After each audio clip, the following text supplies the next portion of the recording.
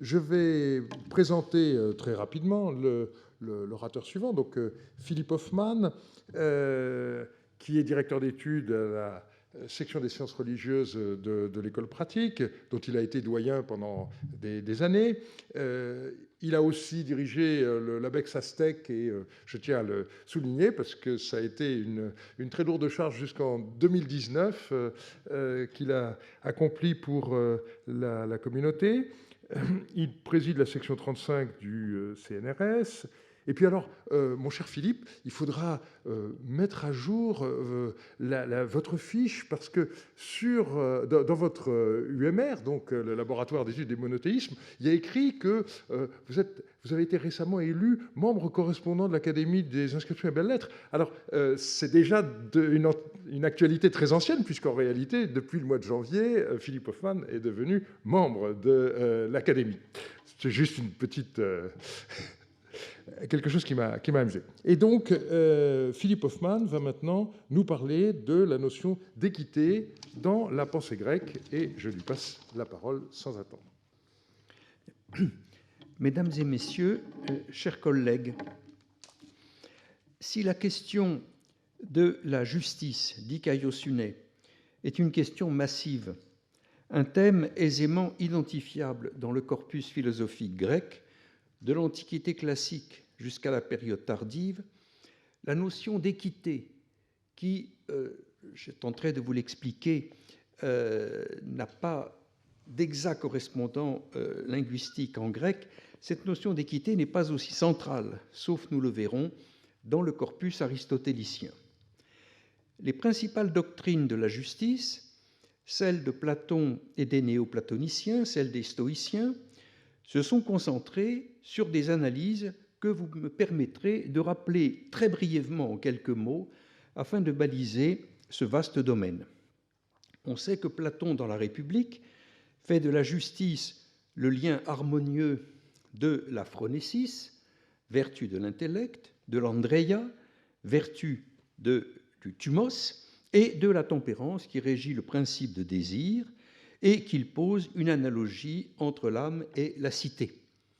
Dans la République, non plus d'ailleurs, sinon très fugitivement dans les lois, Platon ne consacre pas d'attention à ce que nous pourrions considérer comme la notion d'équité. Dans la tradition stoïcienne, je vous renvoie aux textes que j'ai fait figurer, aux quelques textes que j'ai fait figurer à la page 4 de mon exemplier, choisissant par goût personnel un certain nombre de passages chez Marc Aurèle. Dans la tradition stoïcienne, il apparaît que les trois thèmes fondamentaux, les trois topoi définis par Épictète, qui servent à la pratique des exercices spirituels pratiqués par Marc Aurèle, ces trois thèmes fondamentaux présente évidemment la discipline de la tendance correspondant à l'éthique et à la politique, mais celle-ci est orientée de manière très générale vers ce que l'on appelle les koinonikai praxeis, les actions qui sont menées dans la perspective de la communauté humaine, dans la conscience de la parenté rationnelle qui unit les êtres humains, et il ne s'agit jamais de réflexion sur l'équité. Dans les portraits élogieux d'Antonin Le Pieux, que l'on trouve, que je vous ai rappelé, que l'on trouve dans le premier livre des Pensées ainsi que dans le livre 6, l'on observe certes la mention de la justice de l'empereur, dans le premier texte notamment, ce qu'il y avait d'inflexible dans sa manière de répartir à chacun selon son mérite. To aparatreptos, eisto kat axian, aponemetikon et casto, mais il s'agit simplement de la définition stoïcienne, d'une des formulations de la définition stoïcienne de la justice. Si l'on fait encore un pas vers la fin de l'Antiquité, la complexe doctrine néoplatonicienne des vertus, qui est illustrée par l'éloge prononcé en 486 par Marinus pour le premier anniversaire de la mort de Proclus et intitulé Proclus ou sur le bonheur, Proclus et Péri-Eudaimonias, cet éloge comporte un développement très important sur les vertus politiques de Proclus, où l'on note un souci de rendre à chacun son dû, mais cela ne va pas très loin. Je vous cite rapidement ce texte, c'est mon texte numéro 6 au bas de la page 4. Parfois aussi, le philosophe lui-même se mêlait aux délibérations politiques, il assistait aux assemblées publiques sur les affaires de la cité, donnait son avis avec sagesse, emphronos, adressait des requêtes au gouverneur pour défendre le droit, huper dikaion pragmaton, et non seulement les exhortait, mais d'une certaine façon, en usant de la liberté de parole, la paressia, propre à un philosophe, les contraignait à rendre à chacun son dû, to prosekon ekasto aponemein. On ne trouve dans l'éloge de Proclus rien qui se rapproche de ce que l'on peut considérer comme l'équité. Ayant essayé de passer au peigne fin le corpus philosophique grec jusqu'à la littérature tardo-antique, je n'ai pas trouvé grand-chose, sauf, et j'y reviendrai tout à l'heure, c'est la matière de mon texte numéro 5, dans la vie de Plotin par Porphyre, où nous verrons que l'objet équité est présent, même s'il n'y a pas de mot qui le désigne, à travers la mention d'une activité d'arbitre que Plotin, pendant très longtemps, a exercée à Rome. J'y reviendrai plus tard, en espérant avoir le temps. C'est en définitive, dans l'œuvre d'Aristote, de manière principale et de manière massive, dans l'éthique à Nicomaque et dans la rhétorique, que l'on trouve une réflexion extrêmement élaborée sur ce que, faute de mieux, nous allons nommer équité, dans sa relation avec la justice et avec le droit. Les textes d'Aristote, que je vous propose donc de lire et de commenter après bien d'autres, correspondent assez bien au titre du colloque, l'équité hors du droit. Encore que, comme nous le verrons, la loi n'est jamais très loin. Mais avant de passer à une lecture commentée, qui sera assez rapide malheureusement, des textes d'Aristote, je voudrais poser une question d'ordre linguistique, d'ordre philologique. Quel mot grec correspond à ce que nous appelons équité? Par curiosité, je suis allé chercher dans ma bibliothèque le vieux dictionnaire de thèmes grecs que j'utilisais notamment en préparant l'agrégation. J'ai cherché équité et j'ai trouvé epiaikeia. Mais comme nous allons le voir, ce mot qui est probablement le meilleur candidat pose un certain nombre de difficultés. Parce qu'au fond, epiaikeia, que l'on peut rapprocher de eikos, ce qui est vraisemblable, ce qui est raisonnable, epiaikeia est en grec un mot extrêmement général et extrêmement plastique, qui, dans nombre de contextes, signifie simplement une excellence, le fait d'être et de tenir des propos, d'avoir des attitudes raisonnables, et assez souvent, epiaikeia est rapproché tout simplement de agathos. C'est une excellence, la qualité de l'agathos, et c'est au fond les situations et les contextes qui permettent, dans un certain nombre de cas, de restreindre la signification en direction de ce que nous appelons équité. Ce qui pose immédiatement, évidemment, une question. La projection, en quelque sorte, d'un concept romain, d'un concept moderne sur les textes grecs et sur la littérature grecque n'est-elle pas problématique?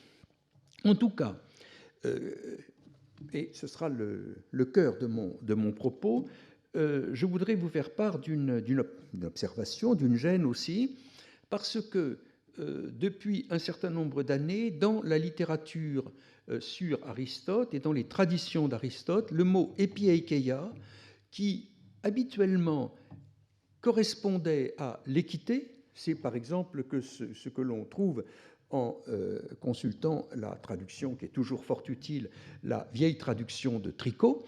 Eh bien, le mot epieikeia tend à être remplacé par un mot français très problématique étant donné son caractère général et vague, qui est honnêteté. Cette décision de traduction a été prise par Richard Bodeus dans sa traduction par ailleurs excellente de l'éthique à Nicomaque parue en 2004, et ce choix de traduction a été suivi non sans une légère hésitation par Pierre Chiron dans sa nouvelle traduction de la rhétorique d'Aristote parue en 2007. Voilà. Donc, nous examinerons ces textes. En tout cas, j'insiste sur le fait que la tradition des historiens de la philosophie identifie un mot, un concept, epieikeia, comme l'équivalent de équité. Alors, je crois qu'il faut insister sur le fait que sémantiquement, la notion qui me semble la plus précise est la notion de ce qui est raisonnable. Ce qui est raisonnable, il faut rapprocher ce mot peut-être de l'expression katato eikos, ce qui est raisonnable, ce qui est vraisemblable, ce qui est communément admis dans une société, dans une communauté. Ce qui permet d'admettre que l'epieikeia implique aussi une forme de reconnaissance sociale au sein de cette communauté. Ce qui est très gênant pour l'historien des mots, c'est que le terme apparaît très abondamment dans le corpus platonicien et dans la littérature philosophique. J'ai fait une enquête dans la littérature philosophique tardo-antique, par exemple au VIe siècle, dans La vie d'Isidore par Damasius, qui nous est parvenu de manière très fragmentaire, où le terme apparaît à de nombreuses reprises, sans néanmoins que le contexte permette de décider qu'il s'agit de l'équivalent de l'équité. Alors, je voudrais maintenant en venir au texte et tout simplement faire avec vous des lectures. C'est principalement, donc, dans le corpus aristotélicien que epieikeia, semble-t-il, se fixe momentanément. Deux textes sont centraux. Ce sont mes textes numéro 2 et numéro 3. Le premier est un passage très connu de l'Éthique à Nicomaque, livre 5. Le livre 5 de l'Éthique à Nicomaque est consacré tout entier à l'analyse de la notion de justice. Et le deuxième texte, qui aussi est très connu et complète très heureusement le texte de l'Éthique à Nicomaque, est dans le premier livre de la rhétorique 1.13. Donc ce sont mes textes 2 et 3. Et j'ajouterai à cet ensemble de textes un passage des topiques que j'ai brièvement cité à la fin de mon dossier 2, donc c'est à la page 3 de l'exemplier, un texte des topiques qui est très intéressant. Alors, tout semblerait clair. Donc, admettons que, conformément à une certaine tradition académique, epieikeia soit l'équivalent de la notion d'équité. Ce qui est embarrassant, c'est qu'un débat d'ordre philologique qui vient compliquer la tâche de l'interprète, a été soulevé, comme je le disais il y a un instant, mais je vais aller un petit peu plus loin, par Richard Bodeus. En effet, contre le consensus établi, représenté, comme je l'ai rappelé, par Tricot, ou encore par une étude essentielle de Jacques Brunswick, publiée en 1996, et dont je vous ai donné la référence à la fin de mon dossier, de mon texte 2, Richard Bodeus, donc, dans sa traduction publiée en 2004, déplace la notion d'équité du côté du mot grec issos, ison, versus anissos ou anison. ce qui est extrêmement intéressant, à mon avis, est très problématique, mais extrêmement intéressant, parce que cela recoupe évidemment toute la question qui vient de nous être décrite par Dario Mantovani, qui est la question de la relation entre équité et égalité. Alors, comme nous le verrons en examinant mon texte 1, cela implique évidemment une toute autre analyse. Si on traduit isos, ison par équitable, nous sommes entraînés alors dans des considérations que je tenterai de vous expliquer et qui modifient complètement le visage, la perspective de l'équité grecque, de l'équité aristotélicienne. Nous allons donc nous trouver en face de deux analyses concurrentes, l'une représentée par mes textes 2 et 3 et l'autre par le texte 1, que je vous propose d'examiner au risque de transformer en séminaire ce qui devrait être plutôt une communication. Cela pose en tout cas une question très intéressante et je pense évidemment aux problématiques ouvertes par Barbara Cassin, par la question des intraduisibles, qui est la question de la traductibilité de epieikeia et de la correspondance que l'on peut ou pas établir entre un lexique moderne, contemporain ou romain même, et d'autre part le lexique grec. Alors commençons, si vous le voulez bien, par mon texte 2, que je lis à partir à peu près du milieu. Et dans ce texte, nous allons rencontrer fondamentalement deux idées. La première, c'est que ce qui est epieikes est un correctif de la loi dont l'universalité inévitable ne peut anticiper le détail des situations multiples.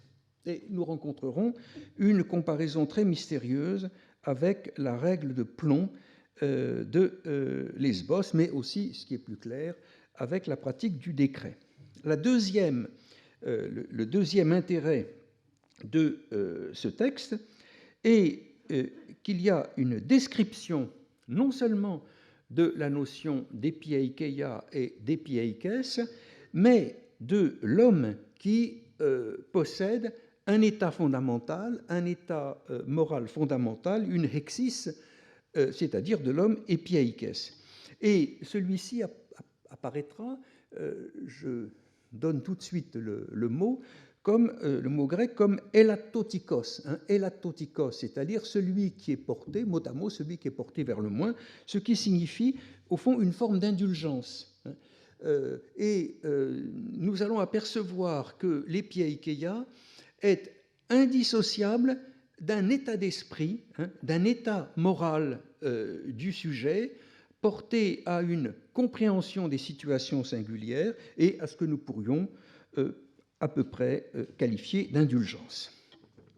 Alors, je vais vous proposer quelques lectures commentées. Alors, ce que je vous cite là, c'est la traduction de Richard Bodeus. Donc, j'ai respecté, si vous voulez, le choix qui a consisté à abandonner la traduction de epieikes par équitable au profit d'une traduction problématique, me semble-t-il, qui est la traduction par honnête.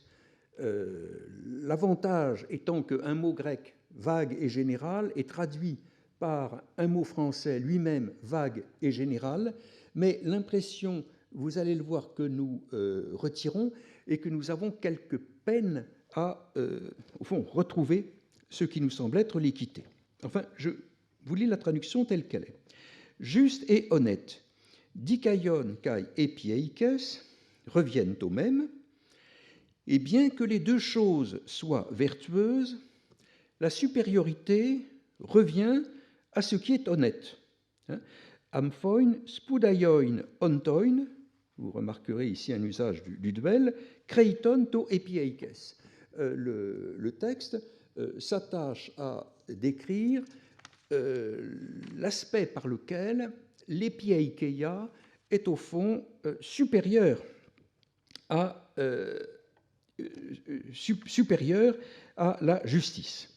Mais ce qui produit l'embarras, poursuit Aristote, Aporiane, c'est que l'honnête, tout en étant juste, n'est pas ce que prescrit la loi. Là, nous saisissons l'épiaikeia à côté du droit, à côté de la loi. To kata nomon. Ce n'est pas to kata nomon, mais c'est un correctif de ce qui est légalement juste. Et l'expression la plus importante du texte est epanortoma nomimu dikaiou. Et donc, ce terme va réapparaître, n'est-ce pas? Là, l'épiaikeia a pour fonction de corriger les défauts, c'est-à-dire les manques de la loi universelle. Et le motif est que la loi est toujours universelle. O nomos katolou pas. Or, sur certains points, il n'est pas possible de s'exprimer correctement en termes généraux.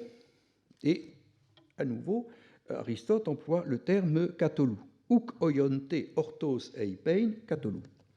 Par conséquent, dans les cas où la nécessité impose une formule universelle, mais qu'on ne peut la libeller correctement, la loi prend alors en compte ce qui arrive le plus fréquemment. Donc la loi, l'universalité de la loi est une universalité qui, au fond, se résorbe dans ce qui est une formule bien connue dans le corpus aristotélicien, ce qui est épitopléon, toos épitopléon, sans ignorer ce qu'elle laisse de côté. Alors, le texte utilise un verbe amartanein et ses dérivés qui signifient littéralement manquer le but, c'est-à-dire ce que la loi manque dans son incapacité à prévoir et à décrire tous les cas singuliers, tous les cas particuliers. Elle n'en est pas moins une loi correcte, car la faute, c'est-à-dire au fond le manque, le défaut, la déficience, n'est pas inhérente à la loi ni au législateur, mais à la nature des choses dont il traite, à la physis tu pragmatos, car elle est dès l'abord la matière des actions possibles. Il y a évidemment une belle formule ici, et ton practon ule.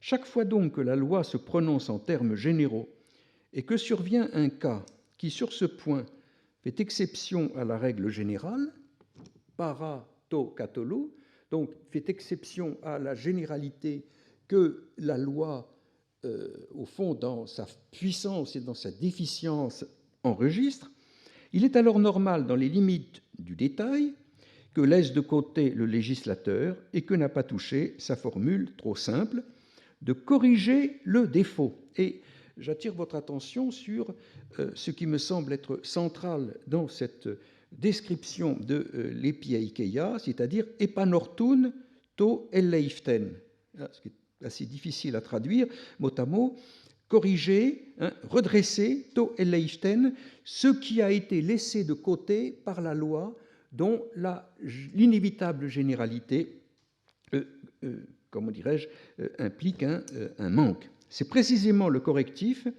que le législateur lui-même aurait apporté explicitement s'il avait été dans cette situation. Et au fond, ce correctif, c'est peut-être aussi ce qui nous a été décrit par M. Remer il y a quelques instants. Et qu'il aurait précisé s'il avait su dans un article de loi. Autrement dit, l'application de l'épiaikeia correspond à ce qui serait une précision, une amélioration de la loi. Voilà pourquoi ce qui est honnête et juste et vaut mieux qu'une certaine forme de juste. Autrement dit, l'épiaikes est beltion tinos dikaiou. Il y a une excellence, une supériorité de l'épiaikes sur ce qui est simplement juste, mais mieux que la faute entraînée par la formulation trop simple. Et voilà quelle est la nature de l'honnête, un correctif de la loi, et revient la formule epanortoma nomu dans les limites où elle est en défaut en raison de son universalité.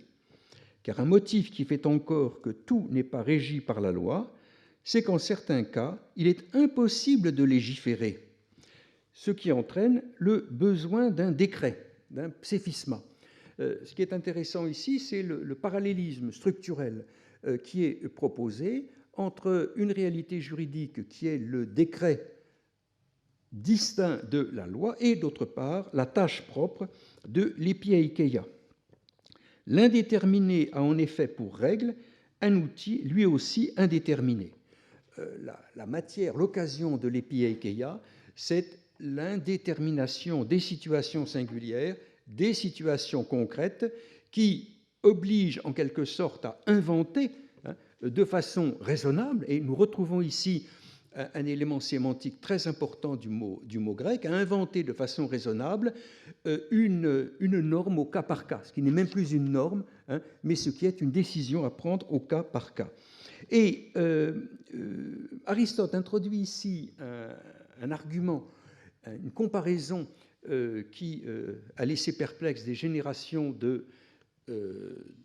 d'interprètes, parce qu'on ne sait pas exactement à quoi il fait allusion, tout comme dans les constructions de Lesbos, la règle de plomb. Alors, on ne sait pas exactement ce que faisaient les architectes ou les artisans de Lesbos. En tout cas, il apparaît que cette règle de plomb est plastique. D'après la forme de la pierre, en effet, cette règle de plomb se modifie métakineitai et ne reste pas identique. C'est un peu comme lorsque nous essayons de mesurer une réalité inégale en utilisant un mètre de couturière que nous essayons d'appliquer à tel ou tel objet. De même, le décret s'adapte aux affaires traitées. Ainsi donc, on voit que ce qui est honnête, c'est ce qui est juste et vaut mieux qu'une certaine forme de juste. Alors, le deuxième thème de ce texte, qui sera développé et précisé dans mon texte 3, qui est celui de Rhétorique 1.13, décrit la disposition fondamentale, dans le grec d'Aristote, c'est hexis, c'est-à-dire un état stable du sujet, la disposition fondamentale de l'homme qui est épieikes. Alors, je dois dire que la traduction par l'honnête homme au épieikes ne m'enchante pas du tout, parce qu'elle, comme une épuisette, si vous voulez, aux mailles trop larges, elle me semble laisser passer la notion. En tout cas, cet homme épieikes est celui qui est porté à décider et à exécuter ce genre de choses. Et les deux mots sont très importants, proairetikos kai praktikos. Donc, l'épieikeia implique une délibération face à une situation singulière et concrète, et corrélativement, elle implique une action, une praxis. Autrement dit, alors, la traduction de Bodéus est pittoresque, l'homme qui n'épluche pas la loi au mauvais sens du terme. Le mot grec est une création d'Aristote, homé akribodikaios epitokairon. C'est-à-dire, la traduction de Tricot est beaucoup plus claire, celui qui ne s'en tient pas rigoureusement à ses droits dans le sens du pire. Autrement dit, l'épieikeia va être une forme de liberté généreuse ou de liberté indulgente, si vous voulez, prise par rapport à la lettre de la loi. Et il y a une très bonne glose de Thomas d'Aquin qui comprend epitokairon ad deterius id est ad puniendum. Autrement dit, l'homme épieikes va être celui qui, qu'il s'agisse de son intérêt propre ou qu'il s'agisse de la décision qu'il doit prendre en tant que juge, renoncera, pourrions-nous dire, à exercer toutes les rigueurs de la loi. Et cet homme incline à accepter moins que son droit. Et le terme grec est très intéressant, elatotikos. Il a une disposition à prendre moins que ce à quoi il aurait droit.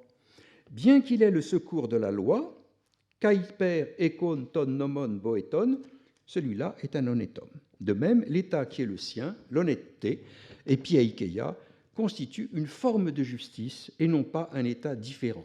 Donc la conclusion est que l'epieikeia est dikaiosunetis, c'est-à-dire une forme de justice, ou plutôt une justice particulière, en donnant cette signification à l'enclitique tis.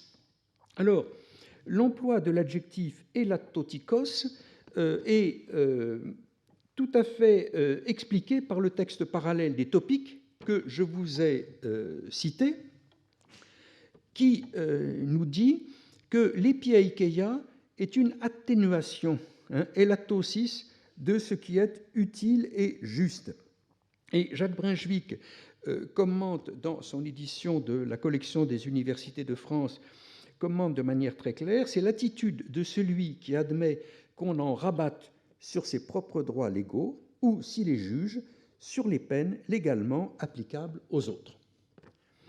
Le texte de l'éthique à Nicomaque est heureusement complété par le texte de la rhétorique d'Aristote, 1.13, que je ne lirai que en partie parce que je vois le temps passer.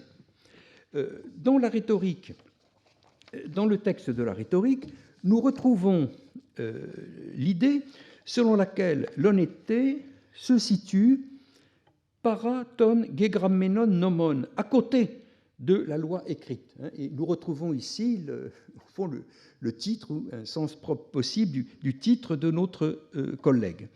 On retrouve exactement l'idée selon laquelle l'épiaikeia comble le défaut de la loi écrite, c'est-à-dire qu'elle comble le caractère nécessairement indéfini aoriston de la loi écrite. La loi ne pouvant pas prendre en considération toutes les situations singulières, laisse échapper, n'est-ce pas, ce que nous pourrions appeler le grain de ces situations et comporte une forme d'imprécision.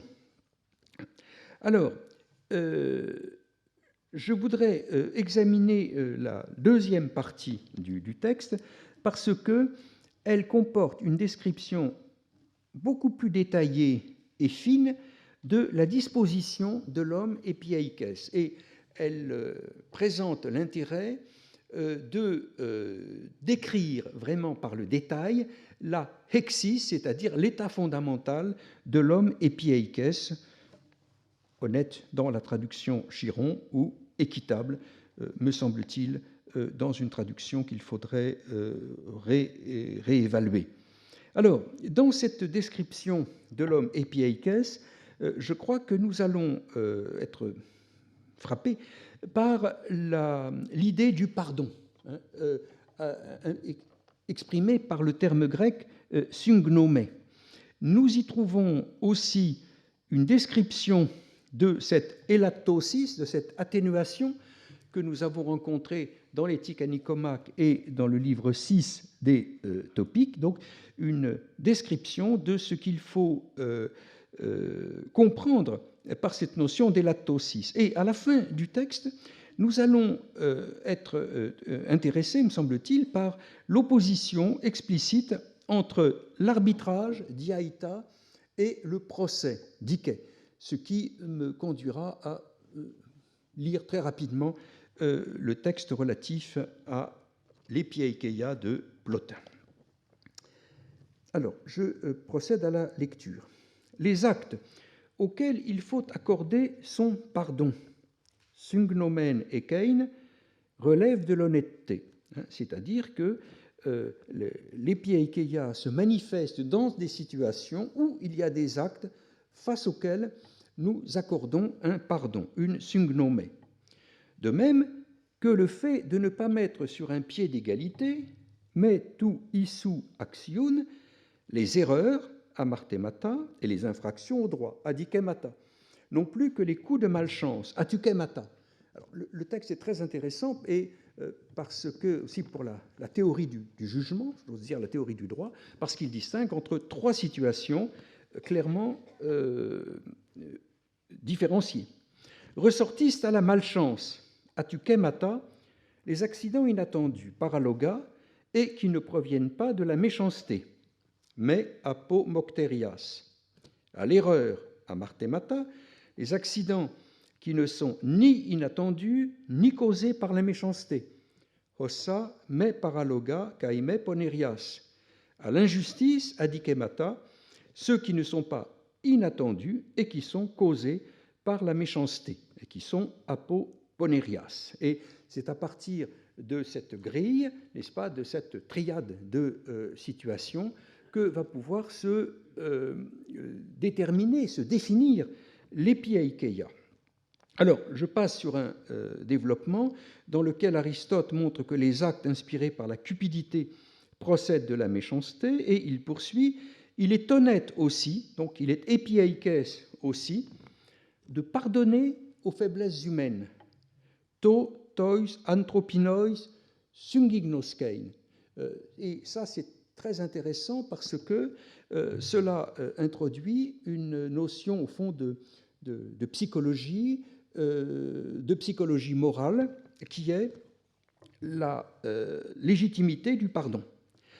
Il est epiaikes de considérer non pas la loi proston nomon, mais le législateur proston nomoteten, non pas la lettre de la loi, ou plutôt sa formulation, ton logon, mais la pensée du législateur, prosten dianoian tu nomotetu, ce qui évidemment ouvre l'espace de l'activité d'interprétation de la loi en se mettant dans la pensée du législateur. Non pas l'acte qui est commis, mais l'intention, mais prosten praxin alla prosten proairesin.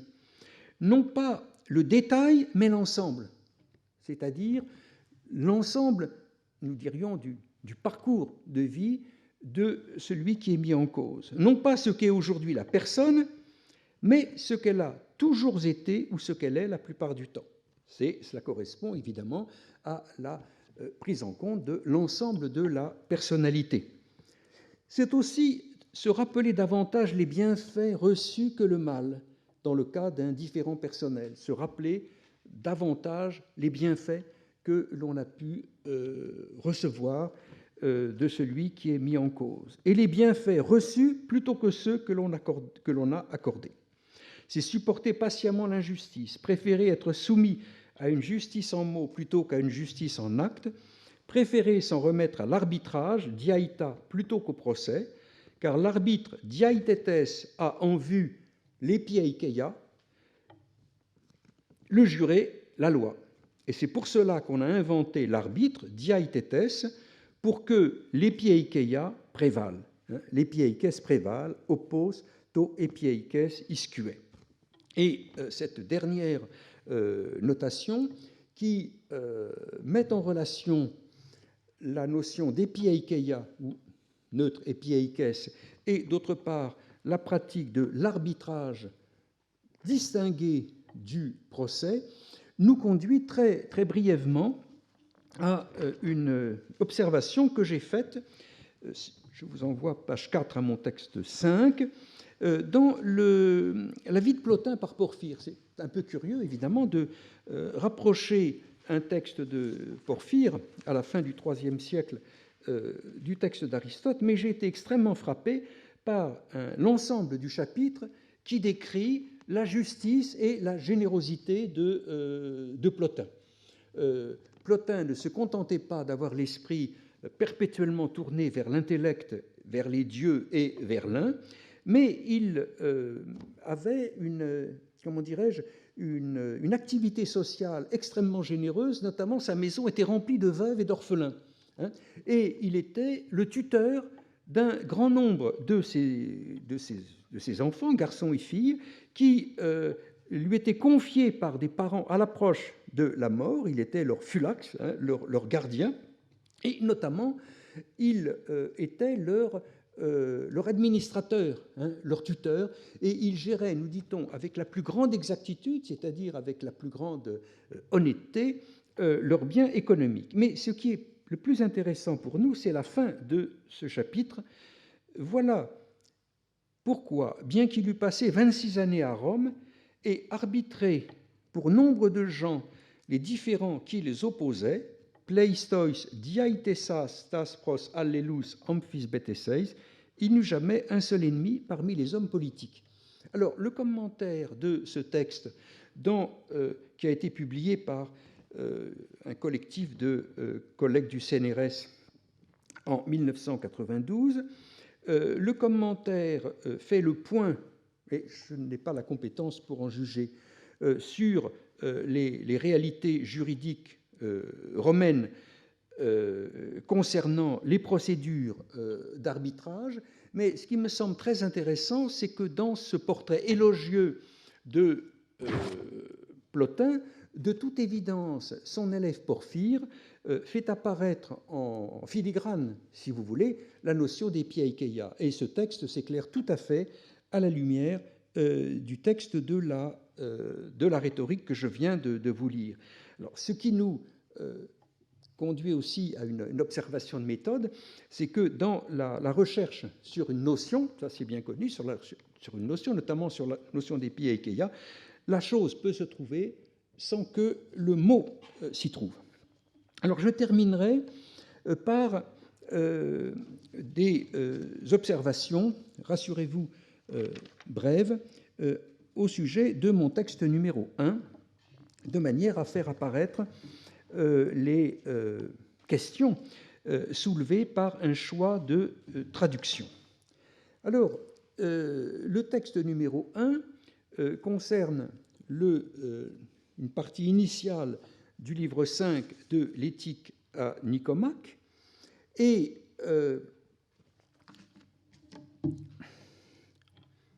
se caractérise par un changement dans les décisions de traduction par rapport à une certaine tradition. Je m'explique. Dans ce texte apparaît en grec les termes issos et anissos, qui habituellement sont traduits par les notions d'égalité. Alors, regardez ma note numéro 1, j'ai reproduit une note explicative de Tricot. Le terme anissos, celui qui rompt l'égalité à son profit, complète pléonectes, celui qui prend plus que son dû. Et le terme issos est aussi, comment dirais-je, traduit par la notion d'égalité. Ce qui est contesté est modifié par Richard Bodéus. Alors, pour que les choses soient claires, je vous propose en conclusion de lire simplement deux textes, rassurez-vous, de mon dossier numéro 1. Le premier texte est consacré à l'analyse de l'équivocité de la notion de justice et d'injustice et a pour but de distinguer deux significations qui ne sont pas superposables, qui ne sont pas identifiables, ce qui est le propre évidemment des distinctions de sens dans le cas de termes équivoques. Selon toute vraisemblance, il y a plusieurs manières d'entendre la justice et l'injustice. Pléonakos, eoikede pléonakos legestai et dikaiosune kai e adikia. Cependant, vu que les significations sont rapprochées, l'équivocité, dans leur cas, nous échappe. Donc, on va distinguer entre juste et issos, injuste et anissos. Et ce qui est intéressant, c'est que Aristote commence par l'analyse des termes injuste et anissos. Par différence, par opposition, on y verra plus clair dans le cadre du juste et de celui qui est issos. Prenons donc l'injuste. Combien y a-t-il de façons de dire qu'un homme est injuste, adikos? Eh bien, il semble que soit injuste, ce sont des significations distinctes d'un terme équivoque, et l'individu qui transgresse la loi, paranomos, et celui qui se montre cupide, pléonectes, et inéquitable. Alors, dans ce contexte, il y a une liaison entre le terme anissos et le terme pléonectes. Pléonectes renvoie évidemment à la notion de pléonexia, qui signifie avoir toujours envie de posséder ou d'acquérir plus que ce que l'on a, qui est un des textes les plus importants dans la littérature grecque classique. C'est évidemment dans, intentionnellement, je prends un exemple non philosophique, le dialogue des Athéniens et des Méliens chez Thucydide, où l'impérialisme athénien est expliqué précisément par une attitude de pléonexia. Il s'ensuit évidemment aussi que seront justes, dikaios, et l'individu qui respecte la loi et l'équitable. Donc ça, c'est une tradition, un choix de traduction. Donc ce qui est juste, c'est ce qui est légal et c'est ce qui est équitable, tandis que ce qui est injuste, c'est ce qui est illégal et ce qui est inéquitable. Ce qui est intéressant, c'est la suite de l'analyse, dans laquelle Aristote explique que l'homme injuste est cupide, il est pléonectes. L'homme injuste ne prend pas toujours trop, uk aei to pléon aireitai, il prend au contraire trop peu, to elaton, c'est-à-dire moins, quand il s'agit des choses qui, prises simplement, sont des mots. Epiton haplos kakon. Alors l'idée, si vous voulez, est que l'attitude de l'homme pléonectes et anissos, Bodeus traduit par inéquitable, consiste tantôt à vouloir prendre plus que son dû, tantôt, lorsque l'on est confronté à des situations mauvaises ou inquiétantes, à se retirer et à prendre moins. Autrement dit, ce qui caractérise la pléonexia et le caractère anisson, c'est le fait d'être tantôt, ou à la fois du côté du plus et du côté du moins. Mais le raisonnement d'Aristote est que lorsque vous voulez prendre moins que votre part des maux, c'est parce que vous considérez que ce moindre mal est un bien, et donc cela se revient aussi à la pléonexia. Le raisonnement est un peu complexe, mais il faut bien comprendre qu'il s'agit de définir l'inégalité ou le caractère inéquitable, anisson, comme structuré par la perspective d'un plus et d'un moins. Alors, il prend au contraire peu quand il s'agit des choses qui, prises simplement, sont des mots, et c'est parce que le moindre mal semble être un bien d'une certaine façon que, du coup, notre homme passe pour être cupide, car c'est le bien qui est l'objet de la cupidité. Tu agatou estin et pléonexia. En fait, il est inéquitable, anissos. Cette dernière étiquette est en effet englobante et commune. Donc, vous voyez, si l'on admet cette traduction, notre réflexion sur la notion d'équité et d'inéquité va être tirée, au fond, du côté des analyses aristotéliciennes du début du livre 5 de l'Éthique à Nicomaque, et d'une certaine manière, la liaison traditionnelle que nous établissons, que l'histoire de la philosophie établit entre équité et les analyses que j'ai préalablement présentées s'éloigne. Alors pour terminer véritablement, je voudrais attirer votre attention sur le dernier texte de mon dossier numéro 1 qui met en relation le caractère ison, équitable avec un point d'interrogation, et la notion aristotélicienne de juste milieu. Parce que ce qui caractérise l'inégalité ou l'inéquité, c'est le plus et le moins. Entre le plus et le moins, il y a un juste milieu, meson, et c'est là que se situe l'égalité ou l'équité. Dès lors que l'homme injuste est inéquitable, anissos, ainsi que son acte, c'est évident qu'il existe aussi quelques milieux, mesonti, qui se distinguent de l'inéquitable. Or, ce milieu, c'est l'équitable, ou l'égal. Car dans chaque type d'action où il y a place pour le trop ou le trop peu, il y a place aussi pour l'équitable. En opoia gar praxei esti to pléon kai to elaton, esti kai to ison. Si donc ce qui est injuste est inéquitable, c'est-à-dire inégal, penchant vers le plus ou penchant vers le moins, ce qui est juste est équitable, ou ce qui est juste est égal, relève de l'égal. Voilà bien une chose qui, même sans argument, rejoint l'opinion de tout le monde, et dès lors que l'équitable, to ison, est un milieu, meson, le juste doit être un milieu. Alors, je conclurai en vous priant de m'excuser d'avoir été sans doute trop rapide sur ces textes, en disant très simplement que nous sommes confrontés à une difficulté de traduction qui est très instructive. Parce que l'hésitation qu'il peut y avoir, je ne vous cacherai pas que personnellement, je pense que les choix traditionnels de traduction sont beaucoup plus clairs.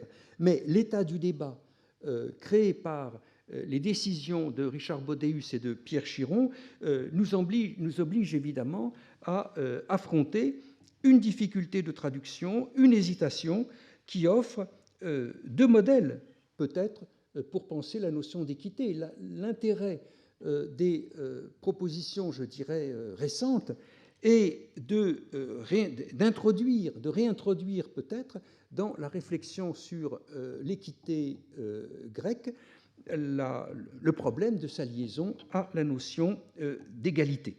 En tout cas, quelle que soit l'opinion, la position que l'on puisse avoir, parce que tout ceci est assez aporétique, je crois qu'une conclusion s'impose.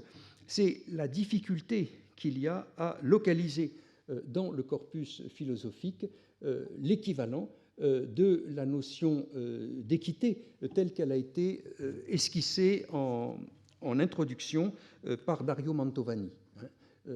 Et je crois que même si ma position, comme je vous le dis, est une position plus traditionnelle, on doit tenir compte au